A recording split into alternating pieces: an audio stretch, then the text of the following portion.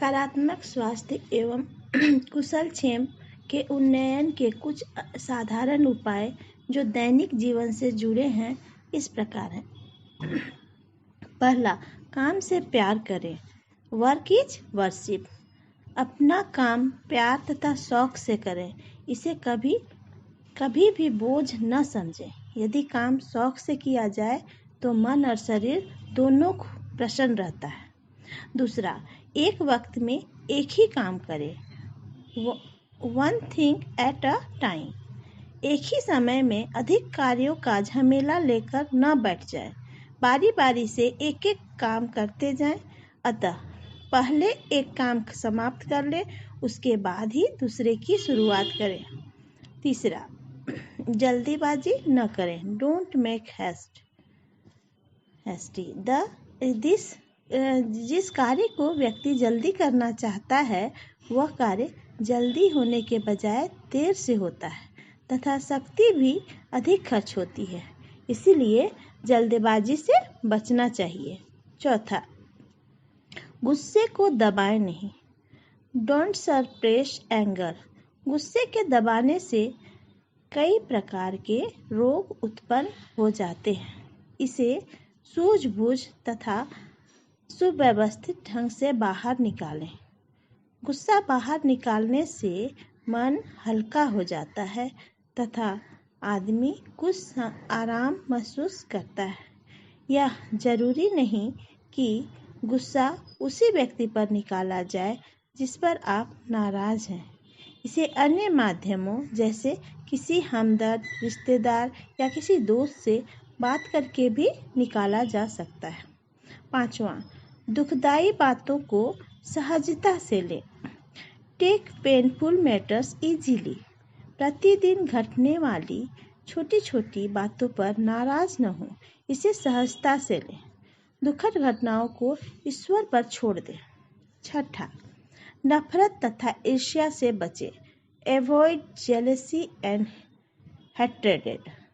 नफरत तथा ईर्ष्या बहुत अधिक मानसिक तथा शारीरिक कष्ट पैदा करता है, इसलिए इससे सदैव बचें। सातवां, सदैव संतुष्ट रहें। B contented. संतुष्ट न रहना अशांति को बढ़ाता है। इसके विपरीत संतुष्ट रहना मानसिक शांति प्रदान करता है। अतः हमेशा संतुष्ट रहें। आठवां, पर्यावरण के अनुसार स्वयं को ढाल लें। Adapt accordingly to the demand of the society. हारिए न, हिम्मत विसारिए न। हरि नाम जाहि विधि राखे, राम ताहि विधि रही।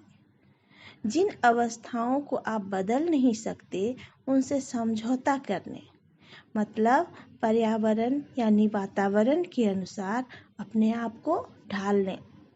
इससे शारीरिक एवं मानसिक शांति प्राप्त होती है। नाइन्थ, फैसला तुरंत करें। Take quick decision. अपनी प्रतिदिन की समस्याओं के बारे में तुरंत फैसला करें। फैसले को लटकाना मन में अशांति पैदा करता है, इसलिए किसी समस्या पर फैसला तुरंत ले लें। सोच विचार में रहकर अंतर्द्वंद यानी कॉन्फ्लिक्ट न पालें। 10वां, परमात्मा पर विश्वास रखें। Have faith in God. Doctor तथा मनोवैज्ञानिक इस निर्णय पर पहुंचे हैं कि भगवान पर भरोसा रखने वाले सदा प्रसन्न रहते हैं, अपेक्षाकृत उन लोगों के जो भगवान पर विश्वास नहीं करते। इसलिए सर्वशक्तिमान प्रभु पर अपनी समस्याओं का समाधान छोड़ दें।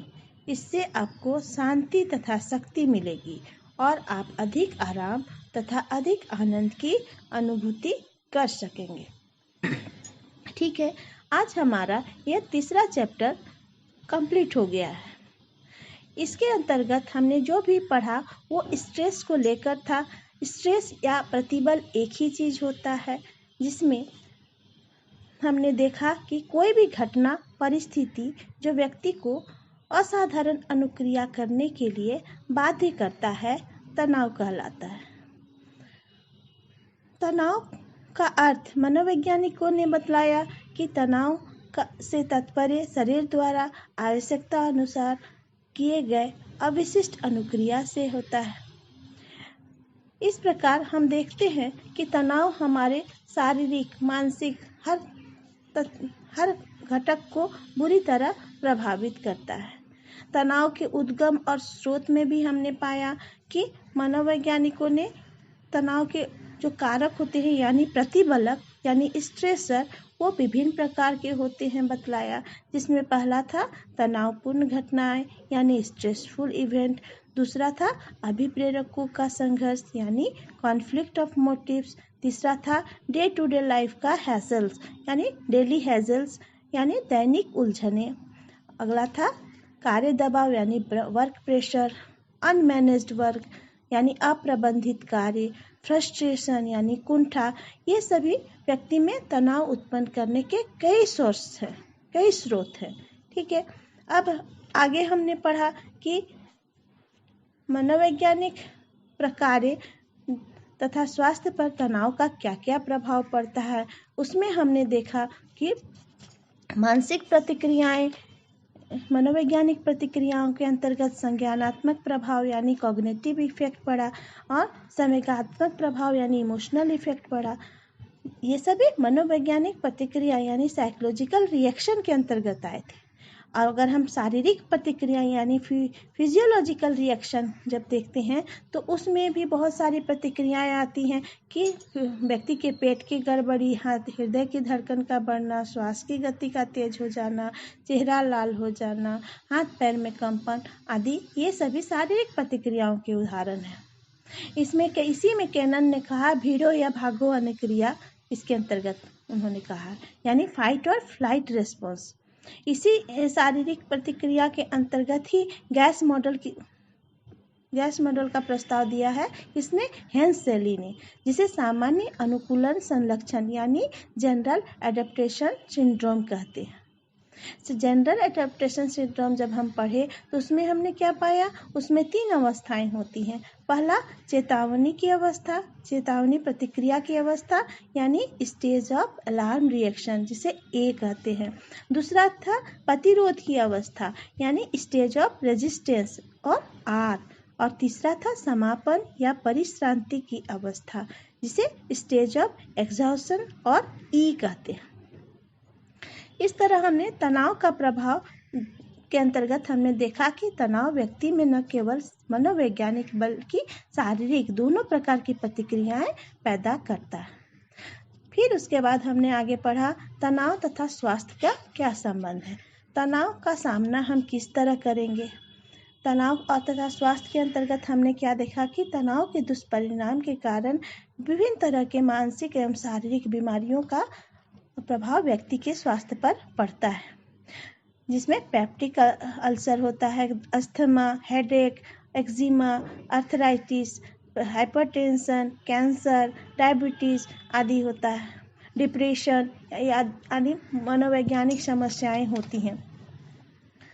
तनाव का सामना करने का भी हमने इसमें अध्ययन किया, जिसमें हमने पढ़ा कोपिंग विथ स्ट्रेस के अंतर्गत विभिन्न तरीके होते हैं जिसके द्वारा हम अपने तनाव को कम कर सकते हैं, जिसमें 5 चरण बताए गए हैं, जिसमें तनाव और दबाव के सामान्य लक्षणों की एक सूची बनाई जा सकती है और उसे एक जांच उपकरण के रूप में प्रयोग किया जा सकता है। यह जानने में सहायता मिलती है कि वह तनाव के स्तर पर कितना उच्च और निम्न है। ठीक है, फिर द्वितीय चरण के अंतर्गत इसमें शारीरिक अभ्यास यानी एक्सरसाइज आते हैं कि विभिन्न एक्सरसाइज के द्वारा हम शरीर के श्वसन संबंधी व्यायाम करके अपने हार्ट रेट को भी ठीक कर सकते हैं। मानसिक रूप से और शारीरिक रूप से दोनों तरह से हमें उससे फायदा मिलती है। मन के व्यायाम में हमें मन तथा एकाग्रता संबंधी व्यायाम आते हैं। फिर चतुर्थ चरण में क्या हमने देखा कि इसमें भोजन, निद्रा, कार्य संबंधी आदतों को ठीक करना होता है। वसा युक्त भोजन या कैफीन युक्त पदार्थों को त्याग करना चाहिए, अधिक वसा युक्त भोजन नहीं लें।